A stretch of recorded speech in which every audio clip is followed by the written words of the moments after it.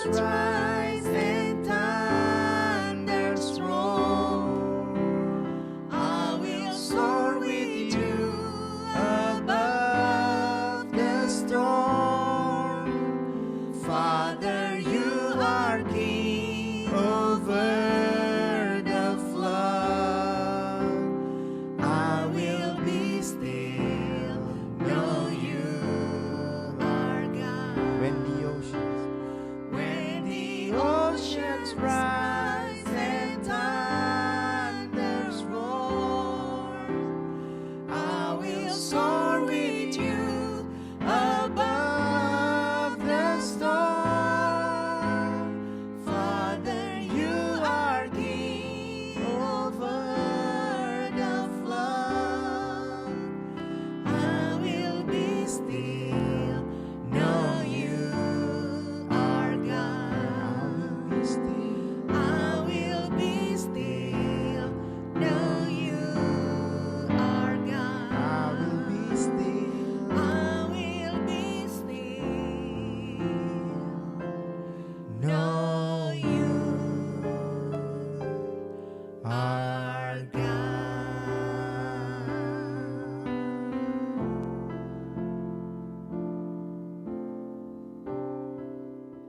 Shalom umat percaya dimanapun Anda berada.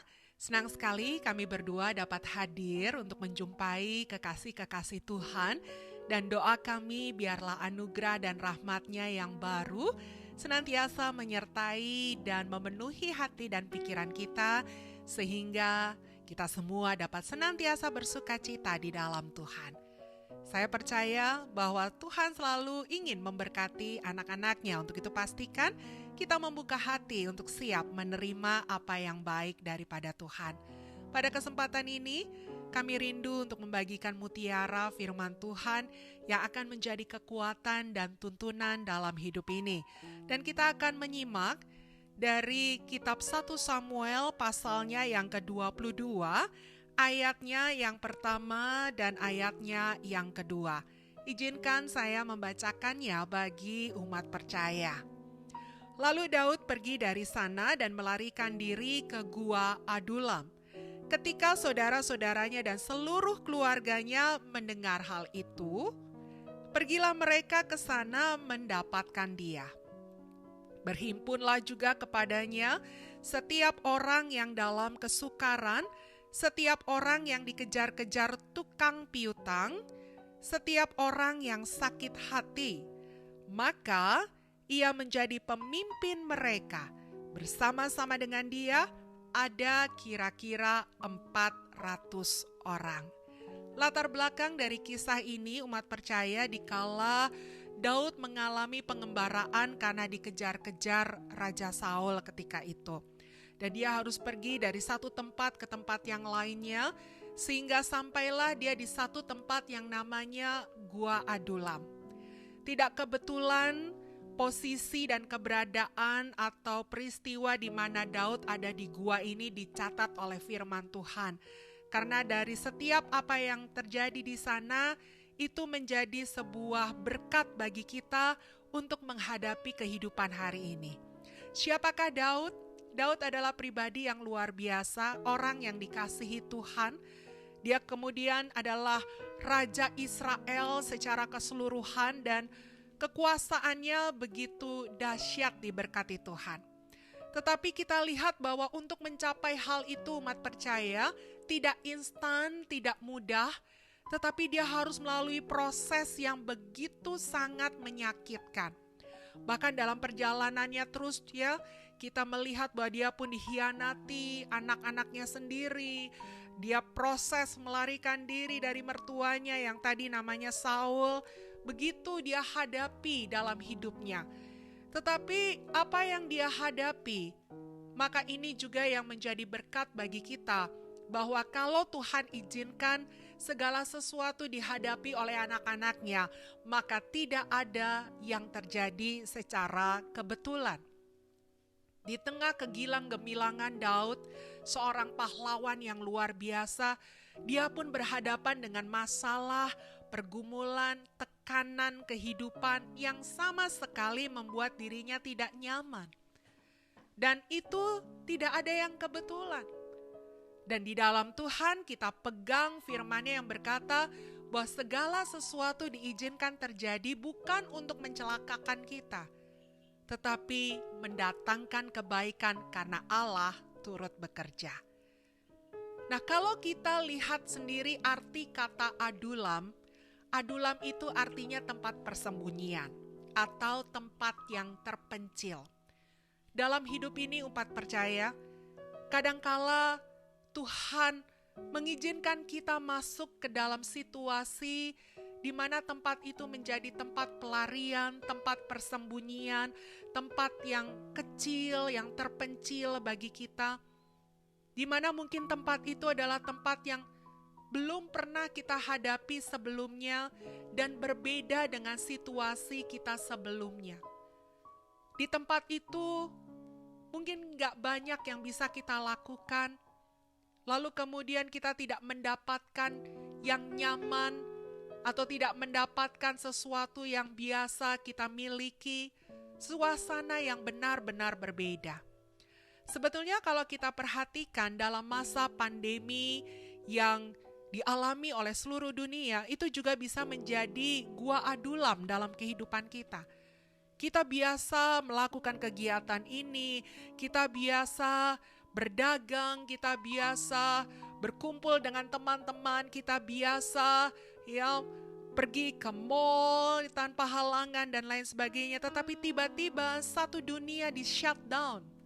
Semuanya harus ada di rumah, tidak bisa mengerjakan yang biasa dilakukan. Kegiatan-kegiatan mulai diturunkan, ditunda, diagendakan ulang dan lain sebagainya. Dan banyak orang yang tidak siap menghadapi hal itu, umat percaya.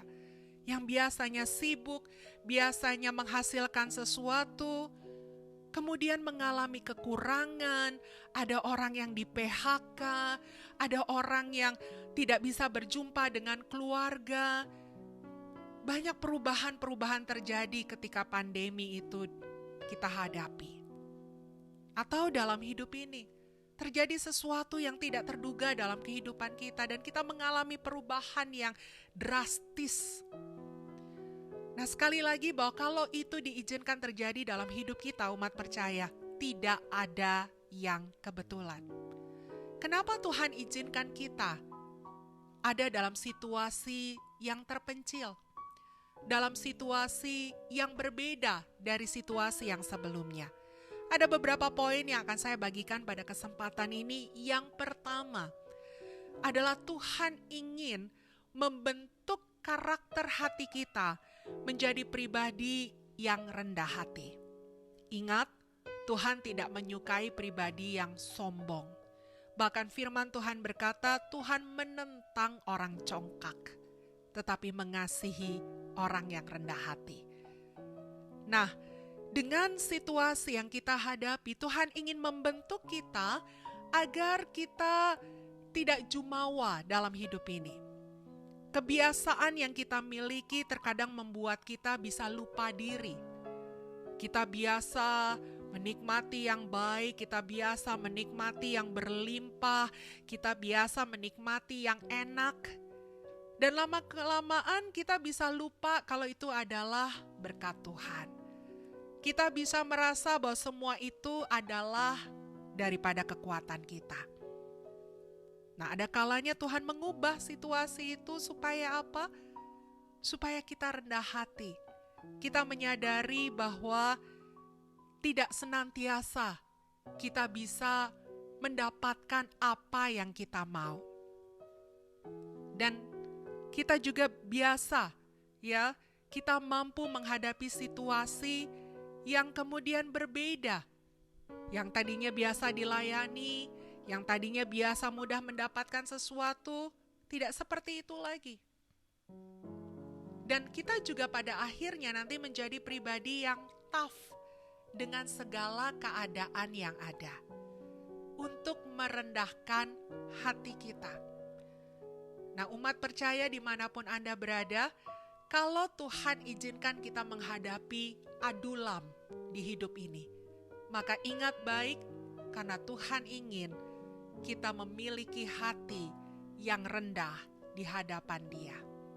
Yang kedua, mengapa Tuhan mengizinkan kita masuk ke dalam situasi adulam? Maka yang saya ingin bagikan adalah karena Tuhan ingin meningkatkan potensi kita. Tuhan ingin mengembangkan apa yang sudah ada di dalam hidup ini. Saya ingat ada satu cerita tentang seekor Raja Wali. Ketika Raja Wali memasuki usia ke-40, maka itu menjadi sebuah masa yang menentukan bagi dirinya untuk dia mengambil keputusan. Keputusannya adalah apakah dia akan mengalami pelucutan lepas pelucutan atau dia tetap berada dalam keadaan yang sehari-harinya. Nah, kalau dia mengambil keputusan untuk menghadapi yang namanya pelucutan, maka dia harus masuk ke dalam sebuah gua di mana hanya dia sendiri saja yang ada di sana, dan kemudian dia mulai melakukan sesuatu yang sesungguhnya menyakiti dirinya. Dia akan mencopot paruhnya, di mana dia akan benturkan paruhnya ke gunung batu sampai lepas. Lalu kemudian dia juga akan mencopot kuku-kukunya. Lalu dia juga akan merontokkan bulu-bulunya, dan bayangkan umat percaya itu pasti sakit luar biasa.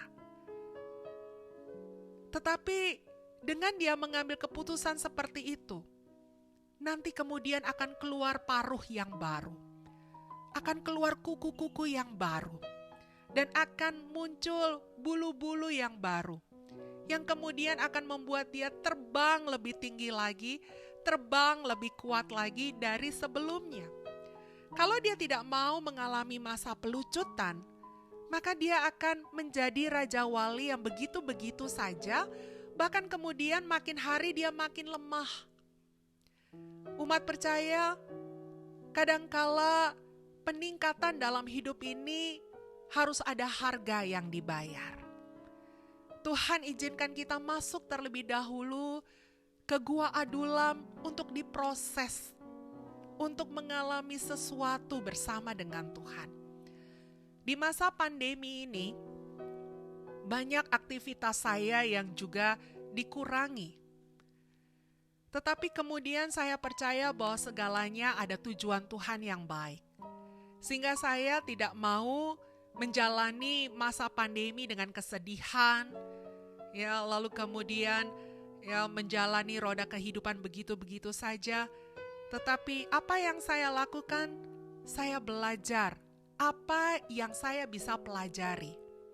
Karena saya yakin kalau segala sesuatunya selesai, maka apa yang saya pelajari di waktu yang Tuhan izinkan saya miliki, itu akan sangat berharga untuk meningkatkan potensi yang saya miliki di dalam Tuhan. Karena saya percaya nanti di kemudian hari, dengan adanya potensi-potensi baru yang didapatkan, maka itu akan membuat saya semakin indah lagi di dalam Tuhan. Jadi umat yang diberkati Tuhan, ketika Tuhan izinkan kita masuk dalam gua adulam, Tuhan akan proses kita untuk menjadi Raja Wali yang kemudian hari akan terbang lebih kuat lagi dan terbang lebih tinggi lagi. Sehingga jangan putus asa kalau Tuhan izinkan kita berada di gua adulam. Dan yang ketiga, yang saya akan bagikan bagi Anda, ketika kita berada di gua adulam, bukan berarti kita menjadi orang yang lemah, yang putus asa, yang menangisi nasib dan tidak melakukan apa-apa. Kalau Anda perhatikan lagi tadi di ayat yang kedua, di kalimat yang terakhir, maka dikatakan, maka Daud menjadi pemimpin mereka. Pemimpin siapa? Pemimpin orang-orang yang punya masalah, yang dikejar tukang piutang, yang memiliki sakit hati. Daud menjadi pemimpin mereka. Artinya apa? Daud menjadi dampak buat orang-orang itu. Karena kemudian kita tahu setelah mereka lulus dari Gua Adulam, mereka itu menjadi orang-orang yang luar biasa. Daud melahirkan perwira-perwira yang mensupport kerajaannya yang luar biasa. Sehingga ketika Daud ada di Gua Adulam, bukan berarti Daud menerima nasib pasrah dan tidak mengerjakan apapun umat percaya. Tetapi mereka didampaki oleh kehidupan Daud. Daud menjadi pemimpin atas mereka. Daud mengencourage mereka. Daud menguatkan mereka. Daud membangun mereka. Sehingga mereka tidak berlarut-larut dalam kesengsaraan yang dihadapi, tapi mereka bisa menjadi bangkit kembali dari kehidupan yang melemahkan mereka. Sehingga ketika mereka lulus dari Gua Adulam, mereka menjadi orang-orang yang perkasa di dalam Tuhan. Demikian pula dalam kehidupan kita. Jangan persoalan kita membuat kita tak berdaya. Tetapi di tengah-tengah persoalan kita, mari tetaplah jadi berkat umat percaya. Tetap mendampaki orang-orang di sekitar kita. Supaya mereka melihat sekalipun kita berada dalam pergumulan, sekalipun kita berada dalam masalah, tetapi karena kita percaya kepada kekuatan Tuhan, percaya kepada penyertaan Tuhan, kita akan tetap kuat di tengah-tengah adulam kita. Dan ketika mereka melihat kita, mereka dipengaruhi, mereka dikuatkan, mereka dibangun, sehingga pada akhirnya mereka pun akan bangkit bersama-sama dengan kita. Ada seorang perempuan yang senantiasa menangis di kuburan. Lalu pembersih kuburan yang selalu ada di area itu melihat bahwa perempuan ini masih muda tetapi terus menangis di situ. Dan setiap kali dia datang membawa bunga di pusara suaminya. Lalu kemudian si pembersih kuburan itu menyampaikan kepada perempuan ini, daripada engkau terus menangis di kuburan ini, adalah lebih baik engkau membawa bunga-bunga ini dan berikan kepada orang-orang yang juga mengalami permasalahan di dalam hidup mereka. Nah, atas nasihat seorang pembersih kuburan itu, maka perempuan ini esok harinya tidak datang lagi ke kuburan suaminya, tetapi dia mulai pergi ke tempat yang lain. Dia pergi ke panti jompo, dia pergi ke panti asuhan, dia ketemu dengan orang-orang yang mengalami keterbatasan, persoalan, kelemahan, dan dia mulai membagikan bunga-bunga di sana. Dan tentunya orang-orang yang ada di sana senang dikunjungi oleh perempuan ini. Dan ketika dia mulai melakukan hal yang seperti itu, sesuatu terjadi.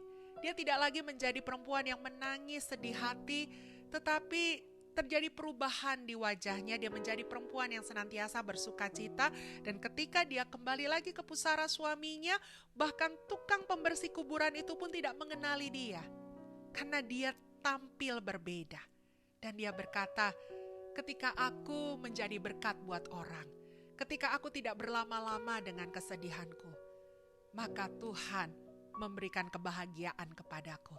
Ketika aku bisa membahagiakan orang lain, maka kebahagiaan orang lain menjadi kebahagiaan bagiku.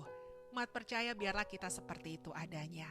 Sekalipun kita ada dalam badai, sekalipun kita ada dalam masalah, tetapi itu bukan halangan untuk kita menjadi berkat bagi orang lain, mendampaki kehidupan orang lain, sehingga orang lain akan juga bangkit dari persoalannya, akan dikuatkan, dan mereka akan juga lebih lagi mendekatkan diri dan menyerahkan diri kepada Tuhan. Kita berdoa. Ada kalanya Engkau akan membawa kami untuk masuk ke dalam Gua Adulam, tempat yang terpencil, tempat yang berbeda dari tempat yang biasa, yang kalau secara kedagingan kami, itu tempat tidak nyaman, itu tempat tidak enak. Tapi kami tahu Tuhan, tidak ada yang kebetulan di dalam Engkau. Tuhan punya tujuan, kenapa kami diizinkan ada di sana. Tuhan, kalau ada di antara kami yang sedang berada di Gua Adulam, biarlah lewat firman Tuhan ini Tuhan memberikan pencerahan, pengertian, bahwa Engkau sedang melakukan sesuatu yang baik dalam hidup mereka. Tuhan berikan kekuatan, Roh Kudus berikan kekuatan, sehingga mereka bertahan dan tidak putus asa ketika mereka sedang ada di Gua Adulam. Karena mereka yakin bahwa suatu kali mereka akan keluar menjadi raja wali baru yang terbang lebih tinggi, lebih kuat, dan lebih dahsyat lagi. Dan akan melihat keindahan Tuhan semakin lagi di dalam hidup ini. Terima kasih Tuhan, biar setiap firman yang kami dengar itu menjadi rema dalam kehidupan kami, dan kami mau mengalami Tuhan dalam segala keadaan yang ada. Terpujilah nama-Mu. Di dalam nama Tuhan Yesus Kristus kami berdoa dan mengucap syukur. Yang diberkati yang percaya bersama katakan amin. Tuhan Yesus memberkati. Sampai berjumpa lagi dalam kesempatan yang lainnya.